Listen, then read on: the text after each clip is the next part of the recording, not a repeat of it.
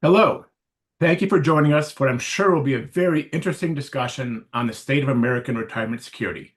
My name is Jason Fichtner, and I'm a senior fellow at the Bipartisan Policy Center and the executive director of the Retirement Income Institute of the Alliance for Lifetime Income. I'm joined today by Andrew Biggs, senior fellow at the American Enterprise Institute. Now, before we kick off the discussion and dive into Andrew's new book, let me first start with a bit of background for context. There is no shortage of media stories and academic papers that suggest America is facing a quote unquote retirement crisis. We're currently at the peak of the peak 65 zone, where around 4.1 million people are turning 65 every year between 2024 and 2027. That's an average of 11,200 people a day turning 65, the traditional anchor age for retirement. How well financially prepared are these peak 65ers for retirement?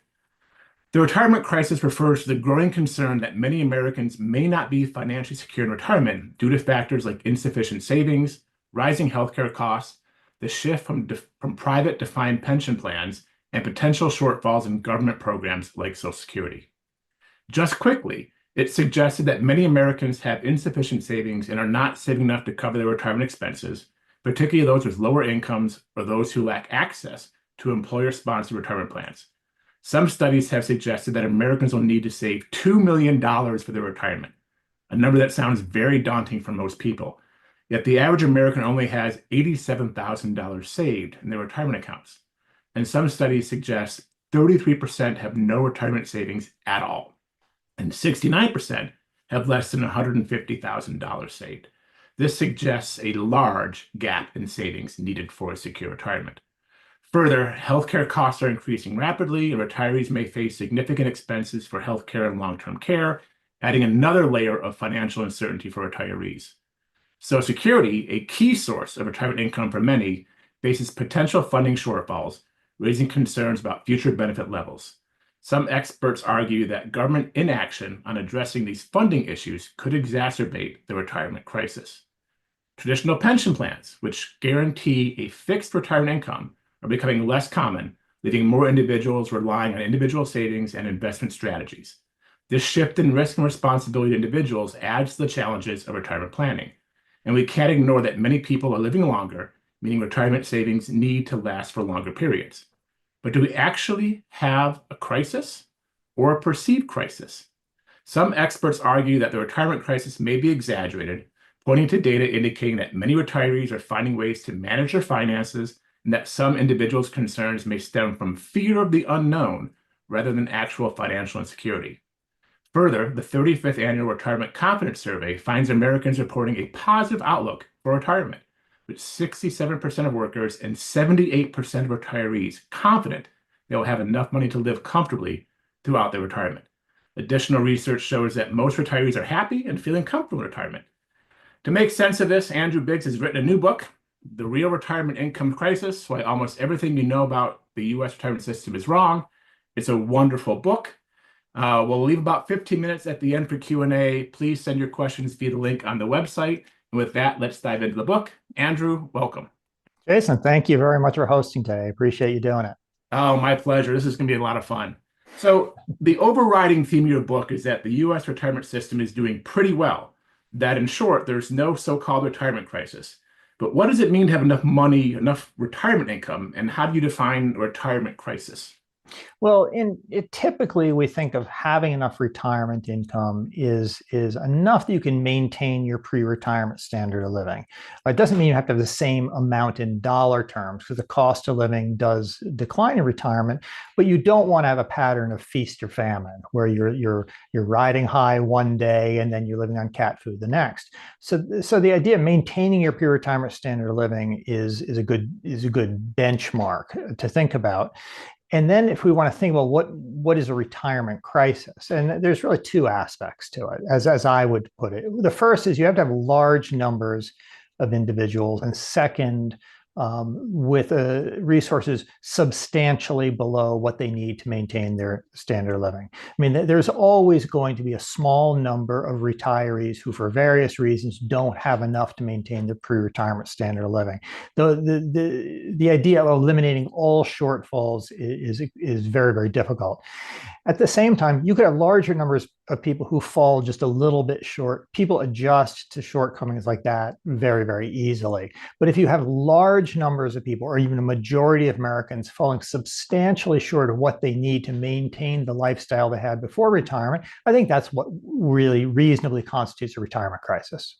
But in other words, if we just have 10 or 15% of people that have retirement income challenges, that's something we should not ignore, but it doesn't mean we have a crisis, where if we had 50, 60, or 75% of the population needing that issue, then it'd be a crisis. Yeah, and I think that's an important distinction to make. And it's not simply saying, okay, we have some small number of people and, we shouldn't care about them. If you think the US faces a retirement crisis, where some studies say, 50, 55%, some say, over 70% of US households will fall well short of what they need in retirement, that's when it might make sense to reevaluate the entire system for saving and preparing for retirement in the U.S. If everybody is being failed by the current system, then it makes sense to think in those big terms. But if only a few people are, if you have this crisis rhetoric where we're all going to hell in a handbasket, it tends to make people ignore the more targeted solutions that we could use and could employ to help the people who really are in need. So there is a difference in scale, and there are costs to thinking we face a crisis when in fact the problems tend to be more targeted. So this is an interesting, conversation to have because, after reading your book and going through the data that you have as evidence, it comes across that the U.S. retirement system is actually doing really well. But you go again and see all these media reports, other surveys that people are concerned. Why do you think the U.S. system, the retirement system, is doing so well when so many people seem so down on it? Well, one of the nice things about writing the book is I didn't have to sort of concoct some exotic theories or some data nobody's ever heard of. I mean, one of my frustrations with the discussions of retirement, people say, well, what about this? And I'm like, there are data we can check on these things. So to a certain degree, I'm simply compiling data and presenting it to people. But if you think in qualitative terms, think back to, say, the 1990s and say, okay, we know the baby boomers are going to retire. We know we have transitions from DB plans, traditional pensions to 401ks. We know Social Security faces challenges. What should we be doing in order to better prepare for retirement? You would think, well, we'd like to have more coverage of workers by retirement plans in the workplace. We'd like to have higher participation rates in workplace retirement plans. We'd like to have higher contributions. I mean, we all put in a higher percentage of our salaries. When we think over the labor force side, we like to have higher labor force participation at older ages. We'd like to have delayed Social Security claiming. These are reasonable things that people would think of. And the reality is we are doing all of those things. If you look back to when traditional pensions were, roaming the earth, as it were, the problem is they weren't roaming very far. There was never a time when the typical worker had a traditional pension. Today, about 70% of private sector workers are offered a retirement plan on the job. Participation rates are higher, in part through automatic enrollment. Retirement plan contribution rates are dramatically higher today. Back in 1975, the peak year for traditional pensions, total private sector retirement plan contributions were equal to 5.8% of total wages and salaries, including the wages of workers who didn't participate. So it's a total over a total. Today, total retirement plan contributions are around 9% of wages. So that's a more than 50% increase in the amount we're putting towards retirement, out of every paycheck. It's a dramatic increase in the amount we're saving for retirement.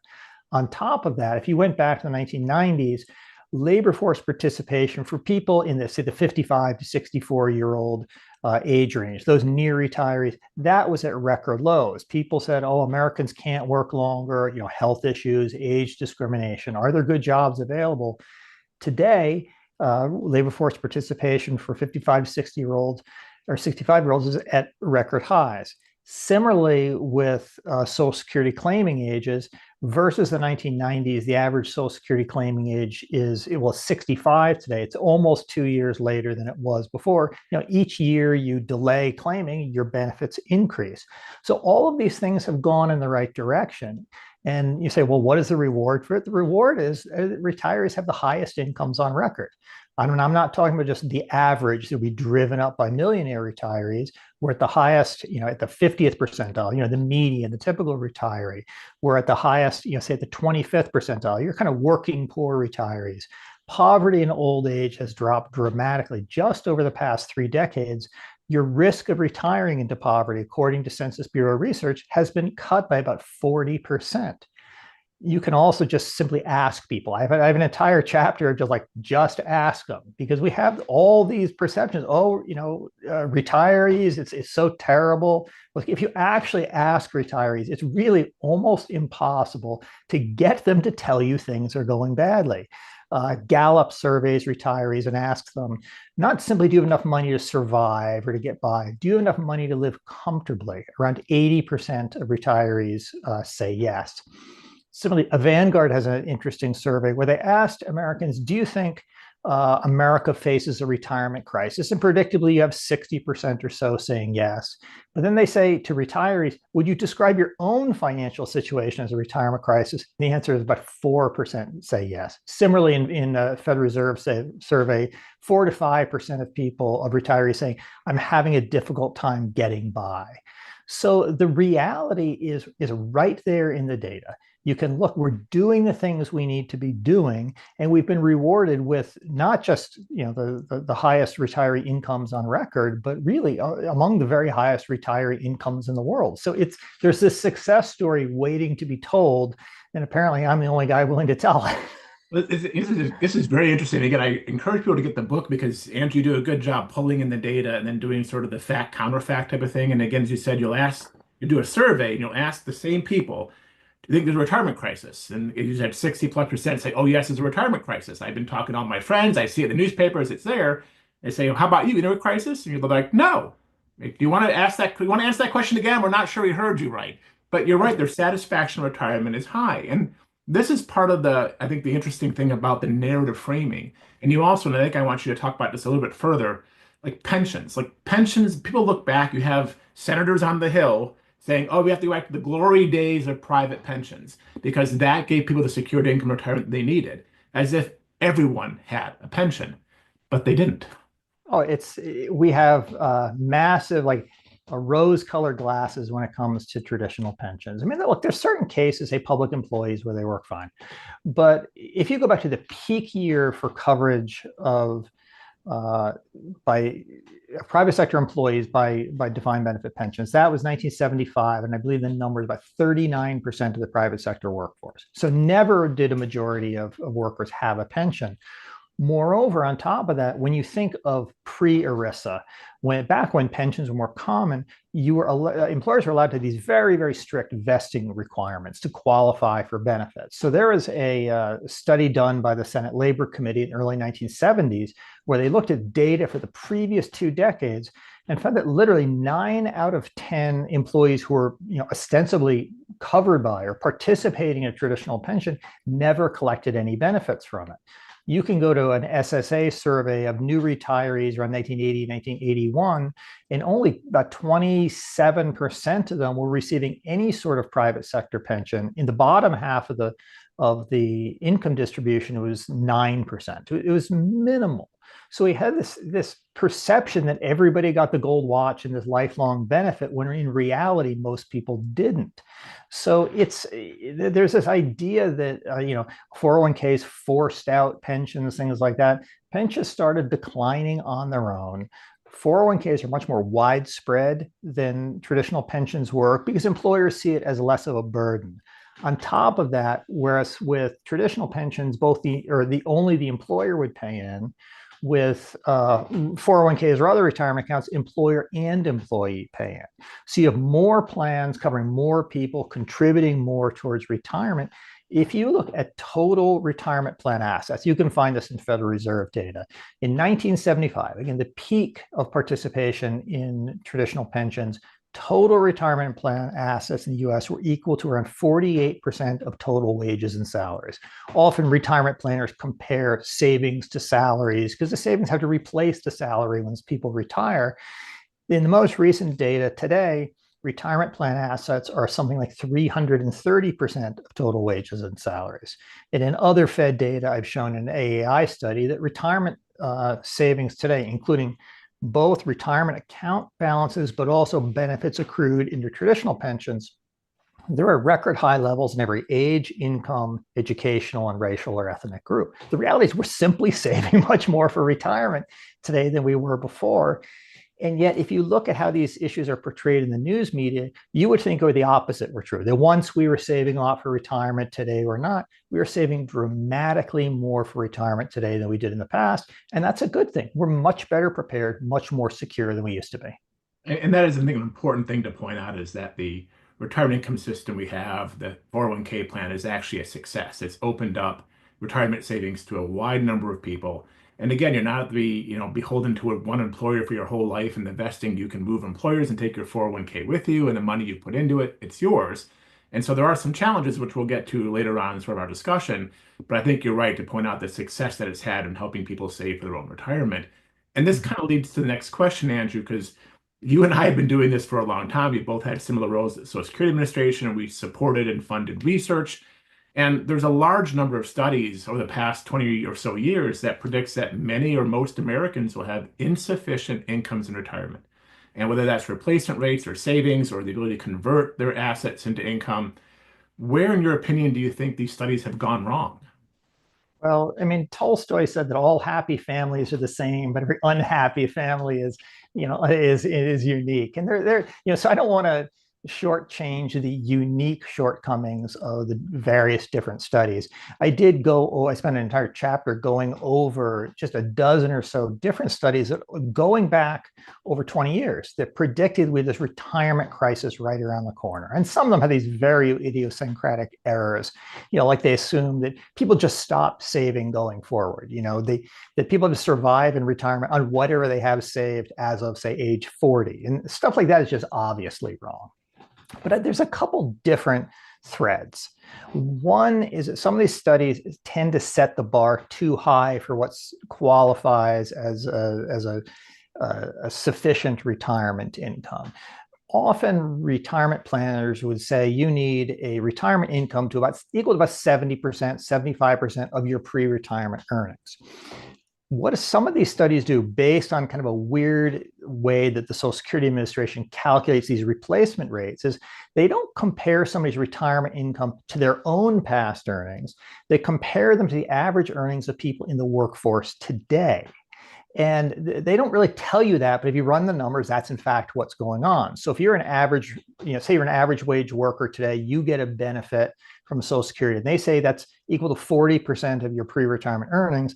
In reality, what the number shows, it's equal to 40% of the average earnings of somebody working today. But because wage growth is positive, it means your prior earnings were lower. If you look at, say, Social Security benefits compared to somebody's inflation-adjusted pre-retirement earnings, the typical replacement rate isn't around 40%. It's closer to 50%, which means you're closer to your goal. A second thing is that some of these studies don't account for the role that children play in retirement planning. Anybody's got kids, they're expensive. As soon as the kid arrives, spending starts going up. But once they start to leave home, you see spending decline. Household spending peaks at around age 49 or so, and you'll see it declining. It declines in exactly the categories that people would devote to their kids, education, childcare, transportation, things like that. By the time they retire, they're spending about 15% less. Studies that account for this, really about half of the people or even more, sometimes 2/3 of the people were counted as having an insufficient retirement income once you account for the fact that much of their pre-retirement earnings was actually consumed by their kids, then their retirement savings seem fine. And so, and if you look at parents in retirement, they're not unhappy or less financially secure than non-parents. So this idea that children are bad for retirement security is just this big methodological flaw. On top of that, it's well known by now that spending declines in retirement. A typical person, by the time they reach age 90, they're spending about half as much as they did at age 65, even including healthcare costs. When you factor all that in, the total amount of income they'd need over the retirement is about 15% less than if you took the conventional assumption of just steady spending throughout your retirement. It's really been shown pretty clearly now. This is not because people are running out of money and they can't afford to spend more. It's this sort of confluence of health status and the utility you get from spending. When you're 65, a cruise seems like a great idea. So you spend money on a cruise. When you're 75 or 85, you just don't want to do it as much. Once you factor this in, if you just take account of the role of children and the role of retirement spending, the decline of retirement spending with age, this retirement crisis basically just goes away. And I think in both cases now it's pretty well established that the more optimistic picture is also the more accurate one. So there's common threads. Yes, my mother told me that her 60s are her go-go years, her 70s are her may-go, and her 80s are probably her no-go years, and that kind of goes to her travel and other consumption. And I think this is good because this gets into a question I wanted to ask you about. Like, it's important how we measure things. We need to measure things accurately, and not just measure things accurately, but are we measuring the right thing? And this gets into the question of like replacement rates, because you just mentioned, well, again, if you look at the last 3 years before they retire, are kids in the house? Or are they not? Do they pay off their house so their mortgage has gone away? Are they going to have the same sort of taxable income, not taxable income?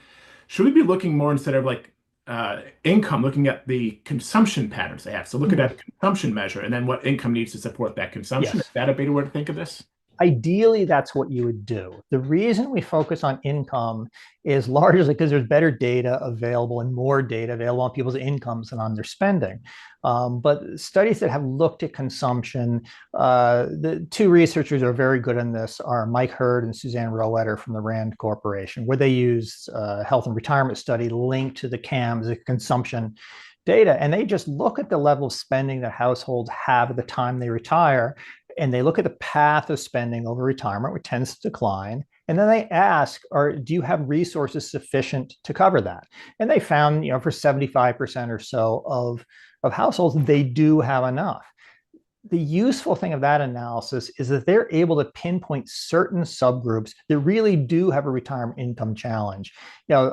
Single women without a college education. You have these isolated groups which really do face problems. We can address that, say, through changes in the Social Security minimum benefits. But it's important to recognize this is not a widespread problem. These are targeted problems that should have targeted solutions.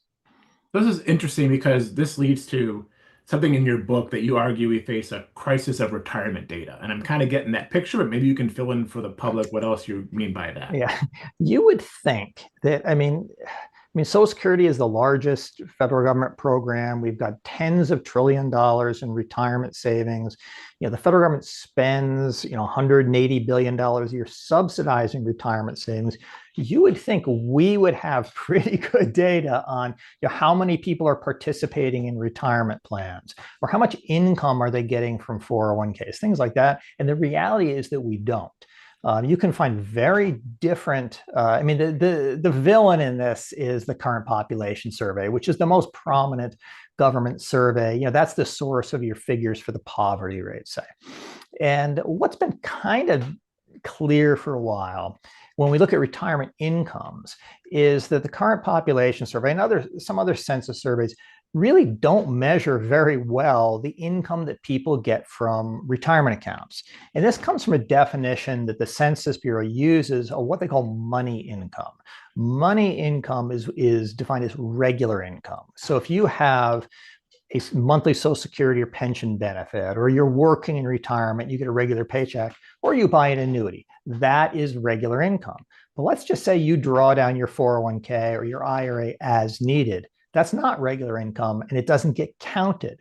So, and you can tally up the total amount of retirement account withdrawals, say in IRS data, because the IRS doesn't care. They just want their taxes. So, all income is income to them, but then compare it to the amounts of retirement plan benefits reported in the current population survey. In the IRS data, the total is almost twice as high as it is in the CPS. And the CPS is what we're using to measure poverty. And I wrote about this in the Wall Street Journal about 10 years ago. And at the time, people were like, oh, you're lying. It was some combination of you're lying or you're stupid, or both. But since that time, the Census Bureau has done a great job. They match current population survey data responses with IRS data. So they've got this more accurate view of people's actual incomes. And in data they released for 2018, which is the most recent available, the reported elderly poverty rate was somewhere around 10%. But when you factor in more accurate data on people's incomes, poverty drops to 5.7%. So it's this truly enormous difference in poverty. And almost all of that is coming from increased withdrawals from either retirement plans or other investments. It's not just, there are some errors in measuring welfare benefits, but it's mostly from retirement plans. So I first encountered this issue, probably 15 years ago, where there was a report that came out and said, we're shifting from traditional pensions to 401ks and IRAs. Look how little income IRAs produce. Clearly, they're a failure. And you sort of just defined yourself into this retirement crisis. You're not counting as income money taken from retirement accounts. Once you do, retiree incomes are record highs. Poverty has dropped dramatically. It's a complete turnaround in how you view the success of the 401k and the retirement account system as a whole. One would expect that when these new data come out, and they've been out for a while, any researcher should know this. One would expect that people would start changing their views about how well retirement accounts work or whether we face a retirement crisis. In reality, I haven't seen views change one bit at all. It's people are just wedded to this view that the US retirement system is a failure. And they will hold this view, all evidence to the contrary notwithstanding. Let me stick with this for a minute, because one of the things I think we're talking about data and the conventional wisdom. So we often hear that the United States has a low national savings rate, one in general, and two compared to our other countries internationally. But is that the right measure for thinking about whether we're saving enough for retirement? Yeah, if you had asked me, 25 years ago, when I was just sort of, educated consumer of, what you read in the Wall Street Journal, I would have said, our national saving rate is low, therefore we're not saving for retirement. But they're really very different numbers. The national saving rate, the personal saving rate, it is a net figure. If I'm working and I save $1 and you're retired and you dissave $1, you draw down $1 your savings, the saving rate on net is zero. I'm saving, you're dissaving. So it's not a measure at all of how much workers are putting aside for retirement. The better measure is the one I cited earlier, which looks at retirement plan contributions as a percentage of workers' wages, because that's what they have to replace when they retire. And as I said, since 1975, they're up by around 55%, as a percentage of your wages. So we're saving dramatically more for retirement today than we ever have in the past. So let's turn now to sort of the halfway point to an issue area which you are one of the experts on in this country, which is Social Security. And you've served as the Principal Deputy Commissioner of Social Security. You've served in the White House. You've obviously at AEI doing research on retirement and Social Security. And for most people, Social Security is the foundation for most Americans' retirement income. And the program faces significant funding challenges. We're waiting for the 2025 trustees report to come out. It's late. I have no idea if it's en route, got lost along the way, but we keep waiting for it. But within the next 10 years, the Social Security Retirement Trust Fund is estimated to be depleted, which means if nothing is done by Congress, beneficiaries could see a 20 or 25% reduction in their benefits. So how do you address Social Security reform in your book? Well, let me just give you two factoids, and they're both tied to the year 2032. There's a million ways I can go about this, but this is just what I think is an interesting way of thinking about it. 2032 is sort of a year of, lasts and firsts. It's the last year in which the Social Security Retirement Trust Fund is projected to be fully solvent for the year. It's fully solvent for 2032. In 2033, it's projected to run out. 2032 is also the first year in which a high income couple can receive more than $100,000 in combined Social Security benefits in today's dollars. So I'm not playing some sort of inflation trick. Now, those two, the juxtaposition of those two facts, my own view is, the solution is so obvious that I could just stop the conversation right now and say, take those two facts, you guys figure it out. If you any discussion you read about Social Security reform, whether it's in the New York Times or in think tank white papers, it talks about it as a social safety net program, an anti-poverty program, and I completely agree it should be those things. That's not why Social Security is going broke. It's going broke because we're paying higher and higher benefits to middle and upper income people. And it's not just this high income couple getting over $100,000 in benefits. By 2032, a middle income couple will get over $60,000 in combined benefits. So they're going to be at almost 3 times the elderly poverty threshold before they touch a penny of their own savings. So the solutions here are kind of obvious. And you don't have to just be in some sort of libertarian paradise to do this. You simply have to look at how other countries handle it. Let's imagine you had your high-income couple here in the U.S. who are going to get $100,000 a year from Social Security. Now imagine that same couple lived in Canada, which up until recently we considered a friendly, civilized country. If in Canada, from the Canada pension plan, that high income couple would get less than $30,000 in benefits. That you don't see previously rich people wandering the tundra in retirement starving. They make up for the lower Social Security pension benefit by saving more on their own.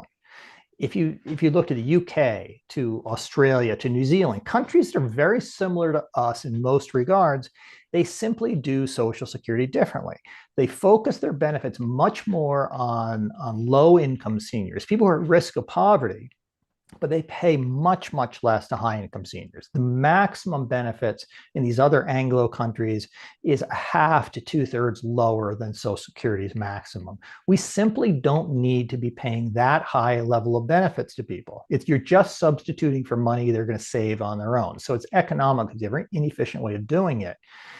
If we reduce their benefits, refocus benefits on lower income seniors, we can eliminate poverty in old age.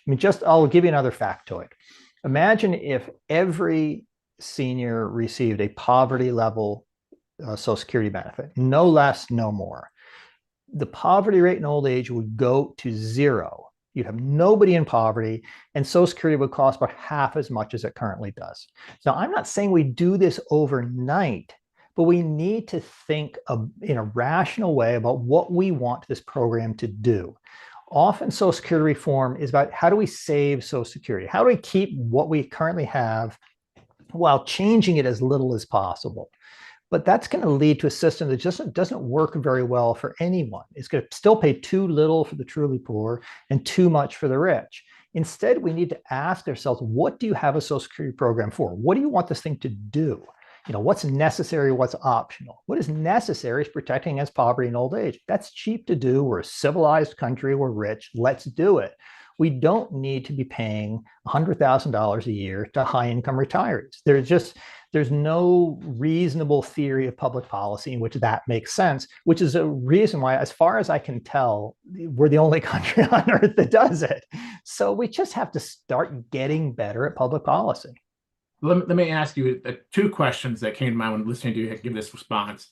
So one is, I often remind people when they talk about Social Security retirement benefits and the challenges we face politically for the public of trying to make reforms, is that people say, I'm entitled to it. I paid into it. It's my money. In fact, I get a statement once in a while, my name on it, shows what I put in. It's like a bank account. It's my money. I want it back. I earned it. It's mine. That's one. How do you address that sort of public perception? And the second part is, I always remind people that, again, Social Security is OASI, the Old Age Survivors Insurance Program, right? And insurance is something which has a low probability of happening, but a high cost. We've now put this into a high probability, high cost, which doesn't make it insurance anymore. So how do we use that narrative framing to help make reform, and how do you address the people who say, I'm entitled to this? Yeah, it's one of the, I want to say destructive, but more one of the aspects that makes Social Security so difficult to reform is that people think they've earned their benefits when they haven't actually earned their benefits. A lot of countries, pensions, they're not exactly a welfare benefit, but they're calibrated according to need, and there is this clear cost consciousness involved. So if you're in a country like that and the government makes a decision, look, these pensions are just costing too much, we can't afford it, we're gonna have to scale them back. Now you're not going to be happy about that. Nobody wants to get less money, but you don't feel you've been cheated. And it's this moral aspect that makes it really difficult. When you have, I wrote something on this before the election. You have both President Biden and President Trump saying, you paid for these benefits, you're owed these benefits. They're not a welfare benefit. These are things you've earned. Your earned benefits is the phrase they like to use. Now that gives people a moral claim. More people really don't want to be cheated out of something they've earned. That gives more force to opposing Social Security reform. Now, the only problem with this is people haven't paid for their benefits.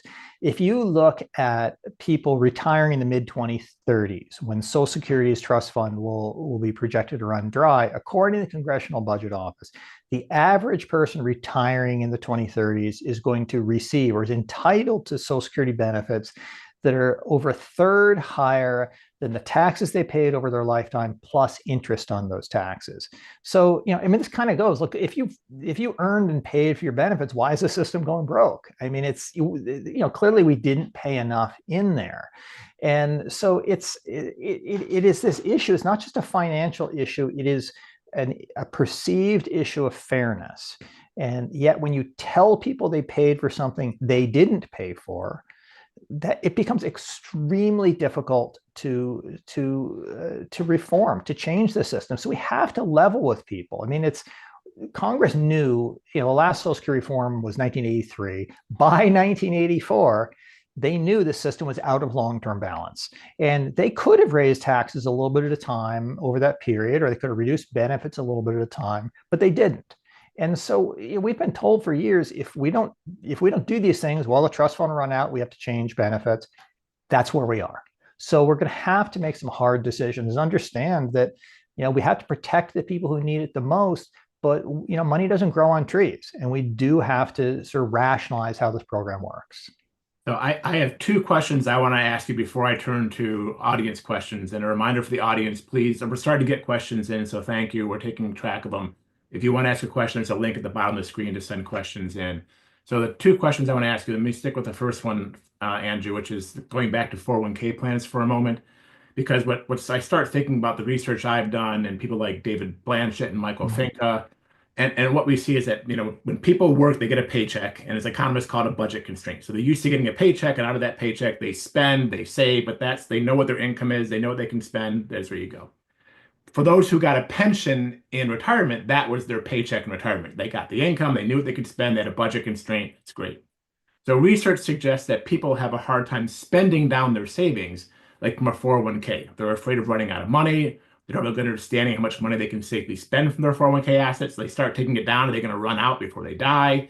So this gets into, like, maybe we don't have a retirement crisis, but maybe we have a retirement income challenge. And do people need help planning to spend in retirement? What do you think about that sort of? Well, I agree. It is interesting that reframing it, the retirement crisis was, people are saying that people have dramatically less savings than they need. The challenge is, how do we get them to spend the dramatically higher level of savings they in fact actually have? So look, there's a variety of reasons, why spending declines. One is this, confluence of health and the utility you get from spending. And that's a natural thing. There's nothing wrong with it. Some of it is precautionary. People are afraid I might have a healthcare crisis at the end of life. They want to leave some money, or they want to have money for bequest. But part of it is thinking about longevity risk, and I'm holding back in case I live much longer than my life expectancy is, and that's something where annuities can help by eliminating that source of risk. You still may want to set aside some money to cover unexpected costs. Whether it's a health cost or a big vacation, you might want to set aside some money, as a bequest for your kids or grandkids. but you can solve that longevity problem. And I think putting annuities into 401ks in the sense of making it easier to access them is kind of a no-brainer. It doesn't mean everybody needs to annuitize all of their savings, but people will benefit from this if we just make it easy for them. Yeah, and I think what I always remind people is when they talk annuities and they hear that word, I remind them that Social Security is an annuity. It's an inflation protected annuity that lasts the rest of your life. And as you point out in your book, for some lower lifetime earners, Social Security is probably or maybe all they need is protected income retirement. But for some higher upper middle class individuals, even high income individuals, Social Security is not going to be enough. And to have some additional protected income on top of Social Security could help them buffer and protect their income and their consumption throughout their life cycle. And this helps, in a sense, recreate much of what the defined benefit pensions gave people, which is what they liked, was the idea of a steady paycheck. So I think we can make progress on this, but there is this whole annuity puzzle, why people don't buy annuities. And I just think we need better research of what is motivating people. What are their concerns on this? Yeah, and defaults could help in a 401k plan, like you mentioned. We have target Sure. date funds and maybe have some sort of annuitization option in the target date funds. All of this is evidence of people call it the pensionization of 401ks, where the original 401k, it may not have been a great product in the sense of you had to do a lot of it yourself. The costs were high. Now you have, in a lot of cases, automatic enrollment, default contribution rates, target date funds, and your asset allocation. Adding annuities is a way of you make it even more like a pension without some of the downsides that pensions had, like the lack of portability or solvency risk. So I'm going to take a question from the audience, but merge it with my last question to you. And so like my last question to you is one particular worry people face is the cost of healthcare in retirement. Again, it's one of those unknowns. Maybe I can plan for vacations, but I can't necessarily plan for healthcare in retirement, including the potential costs for nursing homes or long-term care. So what's your take on that? And this dovetails one of the questions we got from the audience. Given the size of the baby boom population, could we have a crisis in finding workers to provide long-term care services? Hospitals and nursing homes say they have worker shortages now, long before the baby boomer generation will reach peak demand for long-term care services. And our fertility rate, of course, is 1.6, which is Sure. down. We're not at replacement. So what's your take on the healthcare long Well, term? I'll just handle the last question first. And labor shortages are possible. I think the signal you look for is, do you see rising wage pressure in those areas? I mean, if you're seeing, and this goes in general, when people say we have shortages in certain areas, I ask, are wages rising in those areas? If they're not, then probably not yet, but certainly it's possible in the future. And that's could be something we're gonna have to address because nursing home care, one reason is expensive, it's very, very labor intensive. So that is a challenge. Let me think about healthcare for just a second, more generally, healthcare and retirement. And it kind of goes back, there's a number of questions people face. I mean, if we go back to when pensions started giving way to 401ks, it was a very reasonable question to ask. Okay, what is that going to mean for retirement?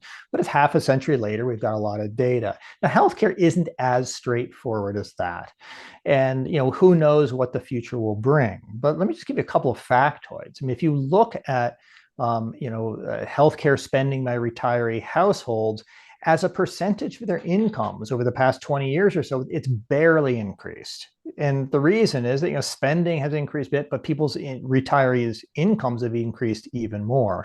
Some work on out-of-pocket costs by Hurd and Rowetter of Rand showed that out-of-pocket costs, both at the median, the typical, but also the 95th percentile, which is the extreme cases among seniors, have actually dropped over the past 20 years or so. And the reason largely, I think, is the Medicare Part D benefit, which captured a lot of the very high prescription drug costs. But if those out-of-pocket costs are falling in real dollar terms at the same time that incomes are going up, it's again, it's not that it's no problem or problem solved, but I think it does indicate this is less of a problem than people think. You get the same issue on long-term care where you'll read a story, it's usually like in a financial, money magazine or whatever, and say, well, this is what it could cost you. And, theoretically it can, and it does happen. I mean, like Megan McArdle of the Washington Post has written about the issue she had with her dad of finding a nursing home and affording it. So in certain cases, it can be very expensive. But again, when you look at the research of how much people tend to spend on nursing home care over their retirements. Again, this is Herd and Rowetters work, but it's 95% of retiree households will spend less than $47,000 on long-term care over their entire retirement. So you'll see these stories. You could be paying $200,000 a year. 97% of people are paying less than 50 grand over their entire retirement. So again, these are tough problems to solve because these are not you're not going to save your way out of this kind of problem because most people spend very, very little. I mean, 75% of retirees will spend less than 10 days in a nursing home in their entire retirement. For them to save is not a big deal, but how do you deal with these contingent costs? That's an insurance problem. And savings and insurance are very different things, as you mentioned. So we need to think about how do we insure against these risks by pooling the risks. We shouldn't be telling people you need to save against these risks, which might be either non-existent or might be so high that you couldn't possibly handle them. So, a question comes up, and this is one also from the audience. So the question comes in from the audience, claims that the sky is falling are a concern to the extent they disrupt the existing systems. Those who successfully prepare today, is that a concern of yours that in attempting to fix retirement preparation for a handful, we negatively impact the majority? So to your point about going for the smaller 10%, we're going to impact the 90% who maybe are doing okay. If it's true, the problem comes in if you think the problems are widespread when they're actually more targeted. I'll just give you an example. I mean, Senator Bernie Sanders had a variety of Social Security plans that would just boost benefits for everybody. But in most of the iterations, they did not boost benefits at the bottom end. And this would get to reasons the benefit formula you or I understand, but that most people wouldn't, and I don't think he understood either. So he had this idea that the sky is falling. We got to just raise Social Security benefits, which we don't need to do, but then we failed to raise them for people actually could use. I mean, I've argued for going for a retirement plan similar to what you have in Australia or New Zealand, where you do have a flat minimum benefit. There's no reason why we have people retiring in poverty. But if you think the whole the system is broken, you might overlook the opportunities to really help people that are often very affordable to do. So this is, with all the talk of a retirement crisis everywhere, right? News articles, public opinion polls, politician statements, as you mentioned, research. I guess the question is, one, why do you think the crisis narrative is so dominant? And a question came in related. Do you think the media's focus on alarming statistics about retirement savings is driven by misunderstanding or part of a broader narrative about economic insecurity in the United States? Good question. And these dovetail. One reason you see all these headlines about a retirement crisis, and I could repeat some of these things, verbatim, but I don't want to, identify anybody. But as they say with the media, if it bleeds, it leads. Most Americans facing retirement crisis, you get more clicks on that than, hey, Americans' retirement incomes at record levels for 20th year in a row, or, we're saving 5 times more than we did in 1975.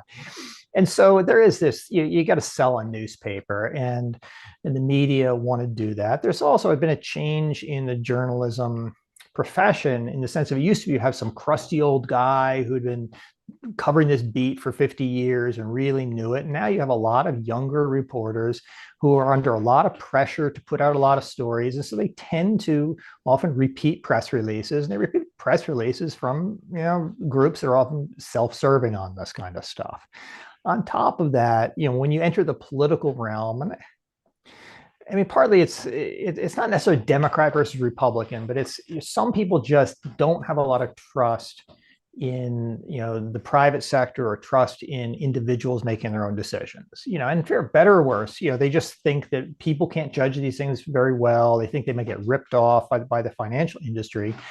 And they also just want to see a system. They don't like the idea of a little bit of this and a little bit of that.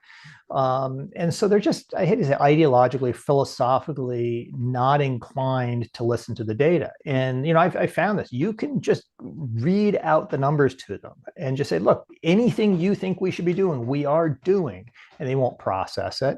And look, I think there are some financial industry incentives as well. If the pharmaceutical ad comes on TV, says, you may have so-and-so, but guess what? We've got the cure for it. Maybe they do, but you are at least conscious that this is how these guys make money. Now, I'm not saying they don't believe in their product or the financial industry, the retirement industry doesn't believe in their product, but some people think it's easier to sell people by scaring them than by selling the upside. And, as far as I'm concerned, if you're thinking about the retirement industry, they should be highlighting how successful this has been. It's if you compare the US to other countries, in the OECD's data, the median US retiree has the second highest disposable income in the world after Luxembourg. And I don't even know whether Luxembourg's a country, but so higher than Switzerland, higher than Norway or Denmark, or all these places, everything's are better than us. Our guys are rolling in money. And it's, you have to go to other countries in a way to internalize how much better off Americans are. But we have higher retirement plan assets. We contribute more than people in other countries. This system, by and large, is working. Let's sell that. And so it's, there's a whole variety of different reasons. But, we are human beings. And being a human being means you can look at and process data and facts, and we should start doing that. This isn't that complicated. If you read the book, this is not stuff that you need a PhD to understand. It's like, okay, here's two numbers, which number is bigger? And, if you do that, it's really easy to see that we've gone in the right direction in the vast majority of areas. So I want to go back to some of the data issues, because again, for everyone, it really is a good book. I didn't fall asleep once while reading it, so it's actually very well written. I think one of the things that came up that I found interesting is when we talk about the narrative, and again, why the media might have an incentive for one thing, or politicians have an incentive. They want voters to vote for them and keep public programs going and support public programs for public choice issues. But there are some institutions that I think we hold to a higher standard and expect a higher standard and believe they have a higher standard. And one of those is like the Government Accountability Office, GAO. And so, when you mentioned, and you say this in the book, like some institutions and some researchers don't use like income in the sense of income from tax data, but GAO can do that. So why wasn't GAO doing that in some other analyses and reports to Congress? I'm kind of curious what the that's a question that came in with from the public. I think here, one of the things to think about is, let's say you're running a government agency or a financial firm or something. I mean, like who's the guy from BlackRock, Larry Fink, and he's going to do big quoted stuff on retirement savings, and people are like, oh, he knows everything, so this must be some inside information. And you look at what he wrote, and it was clearly just taken out of the newspaper. He reads the New York Times, same as everybody else, and so do the heads of government agencies. And I think they get wound up with this narrative, like, okay, there must be a retirement crisis because everybody's saying so. We want to be players in this game. So, in the book, I'm very critical of some of the numbers that GAO put out, and one in particular, which is the idea that nearly half of people approaching retirement have no retirement savings. And you can find the headline. And it's one of those things, you write it that way, and that gets repeated in the newspaper. I mean, I found just recently, CBS News, half of Americans approaching retirement have no retirement savings. Now, when you dig in the GAO report, they're pretty, then you find, okay, well, but some of these people have defined benefit plans. We're not counting that as retirement savings. Well, that's like every state, federal, local government employee has a DB plan. Legally, these are retirement savings. Economically, they're retirement savings. Why are you not including that? The Fed also has another survey which asks about savings outside of formal retirement plans. Let's say you're a farmer, small businessman, something like that. You may not be able to have an IRA or 401k, but you can get income from real estate or your business or a farm and retirement. When you include all of those, what the Fed has found is among people approaching retirement, around 90% have retirement savings. And then if you look in other data, you look, okay, even those who don't have formal retirement savings, they have incomes equal to about 90% of their incomes just prior to retirement. So this whole, like, from beginning to end, the factoid is utterly misleading. And we just have to be more rigorous and careful about this. Just because you know something makes a good headline, it's not merely, that's not a good reason to print it. Often that's like a terrible reason to print it, because it's the headline is going to go around the world. All the details below are not. And if you go to the GAO's reports, they, for the most part, they do say, okay, but other people have pensions. Think of your headline. And you've got to make sure people are coming away with the right perception. If people are coming away thinking that people with a defined benefit plan, who are probably the best off retirees in America, because they're public employees, if they have zero retirement savings, you haven't done your job. So we've got about 5 minutes left, Andrew. I want to merge one question of mine with one of the audience questions and then do a wrap-up question for you. And you had mentioned Australia as a plan, and then the question came in from the audience that it must be recognized that countries with lower, basically Social Security benefits, their pension benefits or social welfare benefits, have also mandated employer contributions in plans like Australia, Denmark, Canada. So should we adopt such an approach? And so how do you think the U.S. retirement system compares to the countries? What sort of the lessons learned we might be able to draw in from? Yeah, no, that's a very good point. In the book, I talk about it. I contrast Australia and New Zealand. Australia has a minimum old age pension benefit paid by the government, but is means tested. And in that case, if you have means tested benefit without mandatory retirement plan savings, on top of that, then you're going to get this moral hazard problem. So Australia says that every employee, or nearly every employee, has to have a retirement plan on top of the minimum. That's worked out very well. I mean, you have a lower elderly poverty rate than we do because the minimum benefit is stronger, but most of your savings is happening on the private side. And look, that's just a more efficient way of doing it. It's when I talk about the real retirement crisis, if you look at retirement savings gaps I looked at data on 10, 12 countries. Overwhelmingly, retirement savings gaps are not by households who are not saving enough for retirement. It's all on the government side. Government is very bad at saving for the future. It's good at promising benefits. It is terrible at funding them because it's just the incentives are all wrong. So leave that to households. And I think in many cases, it makes sense to mandate it, as they do in Australia. New Zealand is an interesting example. They have a flat minimum benefit. Everybody gets the same benefit. It's not means tested, so they don't really have mandatory savings on top of it. They largely don't even have tax preferences. They're the rare country that just says, look, we're going to have a welfare benefit to protect you against poverty and old age. Go do what you want. By and large, people there have saved for retirement. So it's entirely true that you want to think how these elements, the systems, play with each other. So we're going to wrap up, and I have one last question for you before I sort of close us out, Andrew. And you mentioned like 25 years ago when you started in this field, you might have thought one way, and now it's kind of a little bit different. And you're kind of the one person, at least one people, there are a few others, but you're one of the lead vocals out there about sort of being more nuanced about what the retirement income challenges or whether there's a crisis perceived or actual. But you've not always been this way. So I guess my question for you is, what changed your mind? Is there an origin story? Did you have an aha moment that sort of like woke you up? I kind of did. I mean, if you'd gotten me, ages ago, I would have thought, I read the newspapers and everybody else. I would have thought the same thing. I was very focused on Social Security and how that worked.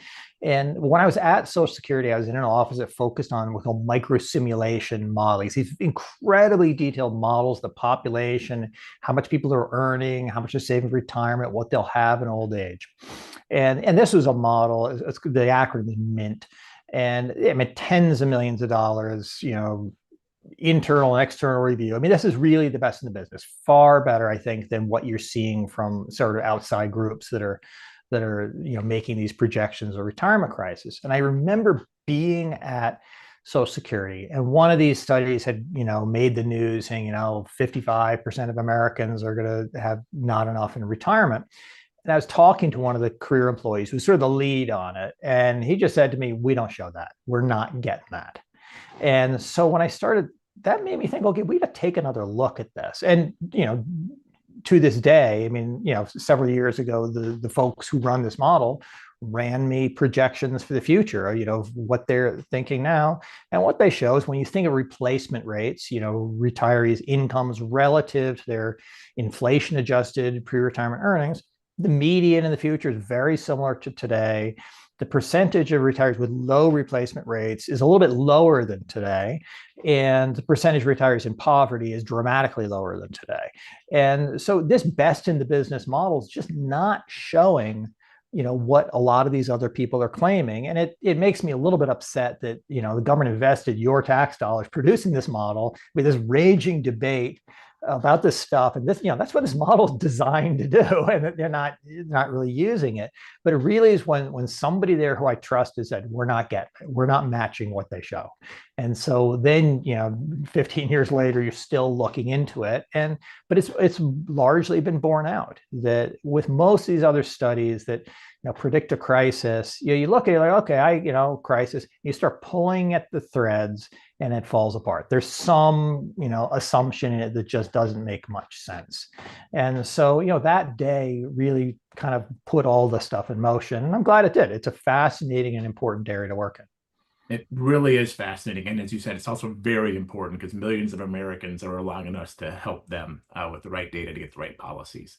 So we're going to wrap up, and while the extent of the retirement crisis may be debated, and we can continue to discuss whether there's a retirement crisis or people have a retirement income challenge, which is my favorite phrasing, it's clear that many individuals face challenges in preparing for a secure retirement due to factors like insufficient savings, rising healthcare costs, and potential Social Security shortfalls. But as Andrew notes in his book, the devil's in the details, and nuanced discussions are critical if we're to have better retirement public policy. Addressing these challenges requires a combination of individual planning, policy reforms, and potentially a shift in how we approach retirement savings and healthcare. Andrew, I want to thank you for your time, and I encourage everyone to purchase a copy of Andrew's book, The Real Retirement Crisis. You can get it on Amazon, or I'm sure right from AEI Direct. Andrew, thank you, and thank you all for attending today's Fireside Chat. We appreciate it. Jason, thank you very much. You're a thought leader in this area, and I appreciate you doing this. My pleasure, my friend. Thank you, everyone.